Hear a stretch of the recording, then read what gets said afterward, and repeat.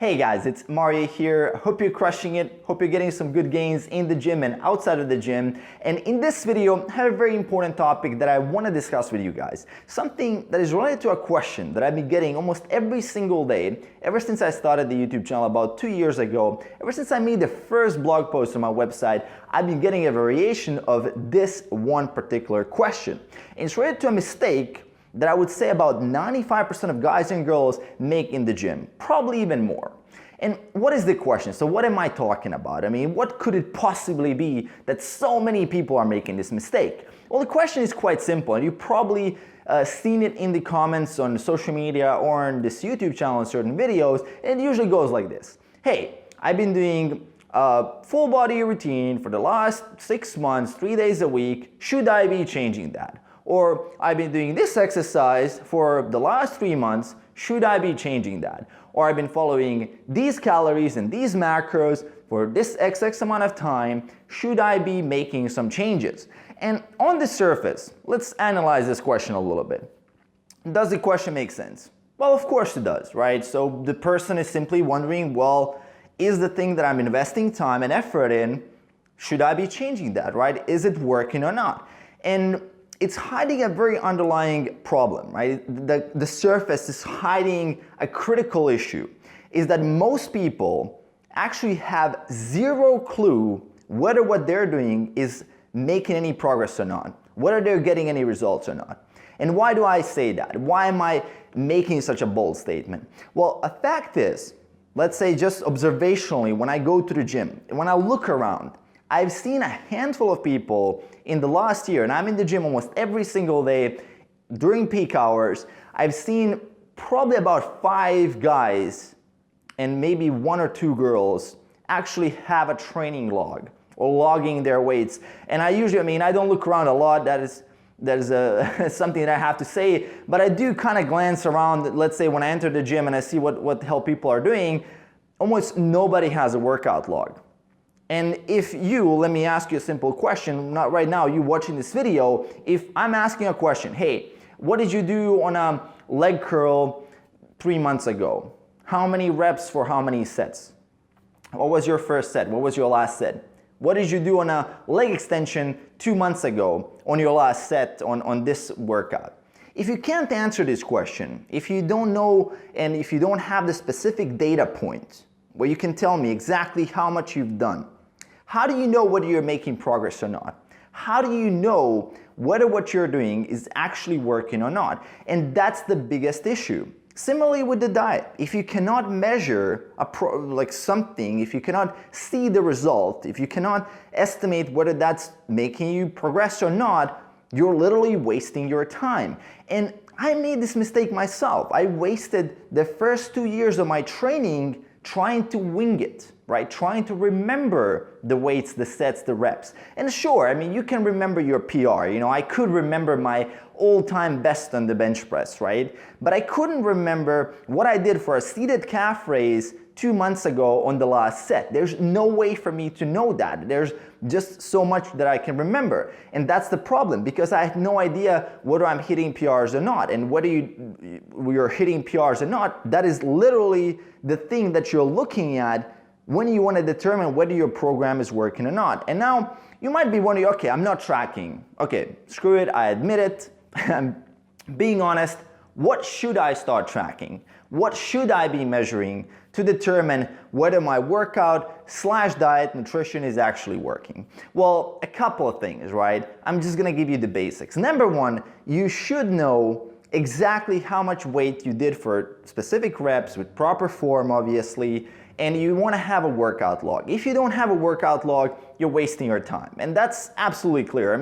You're spinning your wheels in 90% of cases if you don't have a workout log. That is absolutely critical. Whether you use a certain smartphone app, whether you use a paper workout log, whether you log it on your wall in your bedroom, I don't care, right? You gotta have a workout log. Number two, when we're talking about training, you want to make sure that you're measuring and that you're seeing whether you're actually making progress in size. So let me show you guys something, right? So this here, it's called a tape measure, right? You can actually use this to measure your thighs, your bicep, your chest. You can measure stuff with this. This costs $2, right? How many guys do you know that have this? Like, I know maybe a handful of people, and usually those people who know me personally and they saw that I have this. And now the question is whether they're using it or not. Simple tape measure, very, very easy to get. You can get these on Amazon for like $2, right? And just two simple things. Are you getting stronger? Are you getting bigger? This is not perfect, obviously. The tool is not perfect, but it's going to give you a much clearer idea whether what you're doing is working or not. Then the third factor when it comes to training, what you want to measure is your perceived exertion, right? Are you getting super, super beat up in training? Are you just totally wrecked? Are you completely sore all the time? Are your joints hurting? Are you doing too much volume or too little? And this kind of correlates again. You can kind of use this to combine that with the strength level. So if your lifts aren't going up, then you want to determine, okay, am I too fatigued and that's why it's not going up, or am I just is it just too easy, right? Am I not pushing myself enough? That's a very kind of subjective term, but you get better at it over time. So those are the three things with training. Let's talk a bit about nutrition, right? So one obvious one is your weekly average weight, right? If you're interested in improving your body fat level, let's say reducing your body fat level and your body weight, and you're not measuring your body weight and you have no clue on, let's say, a weekly average, how it changed over the last, let's say, 10 to 12 weeks, what are we talking about here, right? If your goal is to lose weight, lose fat, and you're not measuring that, I mean, what are you doing, right? And I don't see people do this. I clearly do not see people do this. And I even see people arguing about which whey protein supplement to take. And if you ask them, well, what's your average weekly weight for the last couple of weeks? They are totally clueless. I mean, it's totally missing the big picture. And now another interesting tool that I'm going to show you guys is this. It's a digital caliper. And you don't have to use any fancy formulas or any kind of fancy metrics or anything like that. You can just use this little thing and you can measure yourself in an abdominal point or one other point that you pick on your body. Maybe your chest, maybe you can do somewhere around your obliques, right? actually I'm gonna leave a link in the description below with a kind of a list of all these locations where you can measure, and you can get raw caliper data, because this thing, when you turn it on, it gives you millimeters of how much of you have at that spot, and then you can see whether that's going up or down or staying the same over time. Let's say if you're lean bulking, lean gaining, you want to keep an eye on this to make sure that you're not gaining too much body fat.